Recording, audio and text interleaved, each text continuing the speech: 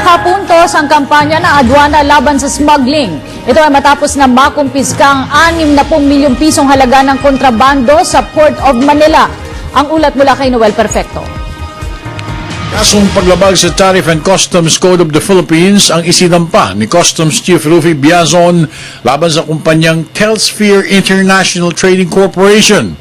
Ito ay matapos na mahuling nagpapasok ng mga peking gamit tulad ng sapatos, clothing, motorcycle parts at beauty products. Kasama si Deputy Commissioner for Intelligence Danny Lim, Port of Manila Collector Roger Gatchalian, IPRD Chief Zaid Guzman at CIIS Director Dino Tuazon. Tiniyak ni Commissioner Biazon na hindi na makakalabas pa ng puerto ang dalawang 40-footer container vans kung kaya't agad niya itong pinasamsam in favor of government. Itong mga shipment na dumating ay mula sa China. Ang nilalaman ay mga assorted products na either violation ng IPR laws o kaya ay walang mga kaukulang permiso. So ito ay hinuli ng ating intelligence group ng Bureau of Customs. Isa na naman pong accomplishment na maipapagmalaki natin sa mga kababayan. No? Agad din inatasan ni Biazon sina Zaid Guzman at Tuazon na doblehin pa ang kanilang pagbabantay sa pagdagsa ng mga peking items mula sa China, lalo na ngayong Kapaskuhan.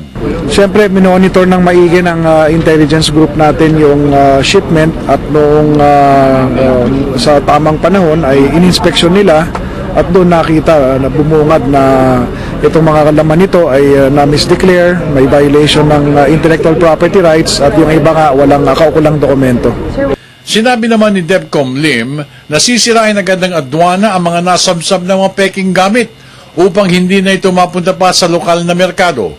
Pinabulaanan rin ni DepCom Lim na siya'y aalis sa Bureau at lilipat na sa NFA. Lumalabas yung mga bali-balitang ganyan dahil paminsan-minsan kasi maraming mga lumalabas na balita na kinukonsider daw tayo para sa iba't ibang post like PIDEA, like BID, like NFA.